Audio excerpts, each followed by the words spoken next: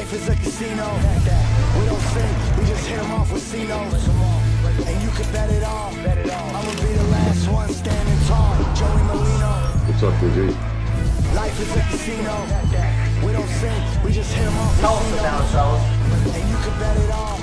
I'ma be the last one standing tall. Joey Merlino. With Joey Merlino. Welcome back to episode 118, The Skinny, with Joey Merlino and Little Snuff. Today we have our special guest on the podcast. I think this is your second time or third time on? Third time. And many more. Yeah, many more.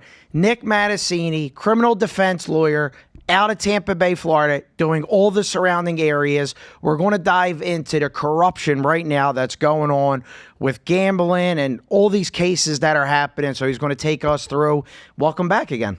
Thank you, guys. Glad to be here. How's everybody doing? Good, Nick. All right, got a couple clients in town, so I wanted to come by and say hello, talk about some stuff that's going on in the news. I think everybody has seen the news and the prosecutions going around on these gambling cases, and we're here to talk about them today and really just go through some of the hypocrisy that is what's going on. You've got governments prosecuting people for college-type gambling and making big cases out of it. They're charging racketeering, money laundering, all the serious stuff that you would charge in a big organized crime case, and they're doing it now across the United States, targeting university, college-age kids. Yeah, and it's a shame. It's a complete waste of government resources. And It's a fucking disgrace. Yeah. That's what it is. These are college kids. Every one of them's got a degree. They look like they're fucking 12. Mm-hmm. They're not bookmakers. I mean, we'll get into all that. Yeah. But they're not. It's fucking nuts. It's fucking college. Listen, the NFL, the fucking NBA, all this, every commercial, LeBron, this guy, that guy, bet. Yeah. The announcers, bet a parlay, bet this, bet that. Go in the stadium, fucking DraftKings, get ads, this, that, bet. The whole world bets. What the fuck you want to ruin these kids' careers? They all got degrees for fucking betting. Yeah. They ain't bookies. They're fucking taking bets. It's who's going to beat who. yeah. I mean, that's what the fuck it is. I mean, So what they're doing is taking, small gambling type activity and turning it into sort of large scale racketeering charges now. So you've got, unfortunately, the Perna family with a little bit of a history in New Jersey. They're going to be targeted as unfairly as that is. And so they were targeted in this case. There was a roundup. Everybody saw it. The viewers can go out there and look it up on the news, but they were essentially charged in a multi-count indictment with racketeering, money laundering, gambling charges, all based on essentially college town gambling. And it's a shame. It's a disgrace. And if you look, the first thing you see on TV every single morning is promoting gambling. The first thing you see when you go on Instagram, Facebook, TikTok, any platform is gambling. So they could promote gambling, and it's in these kids' faces every single solitary day. And this happens. one of my charges was promoting gambling.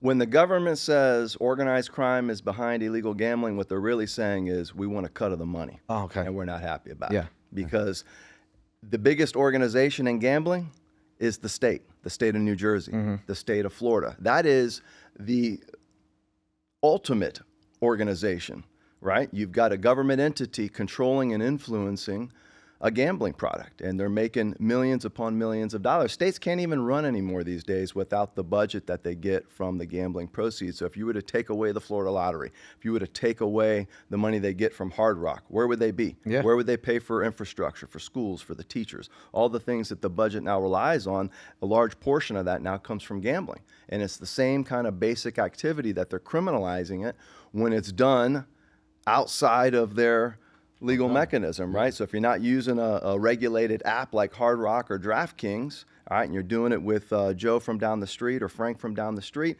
they're going to criminalize that because they're not getting their cut. They're not getting their share. And it's basically just state greed. The Powerball's $2 billion. They only give out $1 billion, and then after taxes, you get $400 million. Not even. Where's all that money? No, not even after. Yeah. Yeah. So, Yeah. I mean, look at all that money. If the Powerball's $1 billion, that means they took in $2 billion. Mm-hmm.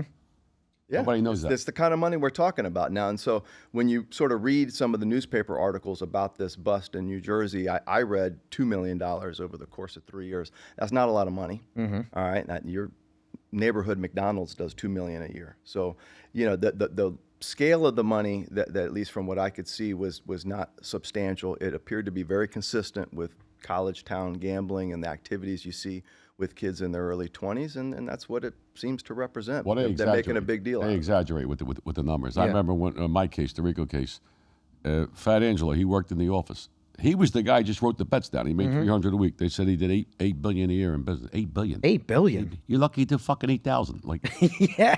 They never get their numbers right, Yeah, no no, matter which fucking nuts. ones they use. listen, fucking Vegas only does fucking $10 billion. We would like to thank you for watching. Head on over to Patreon for the full episode.